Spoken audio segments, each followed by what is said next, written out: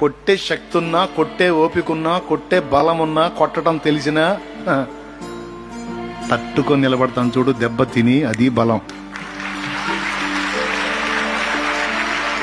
ఎగతాళి చేసినోడిని ఎగతాళి చేయటం కాదు, అవమానించినోడిని అవమానించడం బలం కాదు, తిట్టినోడిని తిట్టడం బలం కాదు, తిట్టును తట్టుకోవటానికి బలం కావాలి. చెయ్యెత్తి కొట్టడం నీకు చేత అయితే నాకు చేత కాదు.